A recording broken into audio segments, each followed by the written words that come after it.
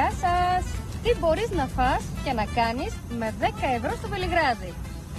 Εμείς εδώ πήραμε ένα κομμάτι μπουρέκ με τυρί, παραδοσιακή συνταγή. Κόστιζε μόνο 88 σέρβικα δινάρια. Και ήρθε η ώρα να τη δοκιμάσουμε. Είναι τόσο νόστιμη όσο λένε?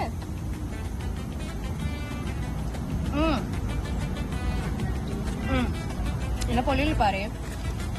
Έχει έντονο λάδι βούτυρο. Το τυρί είναι εξαιρετικό αλμυρό. Εδώ πίνουμε το καφεδάκι μας με θέα το ποτάμι στο waterfront του Βελιγραδίου. Τιμή του καφέ 245 δινάρια. Εδώ έχουμε μπουρέκ με σπανάκι. Για να το δοκιμάσουμε να δούμε τι λέει.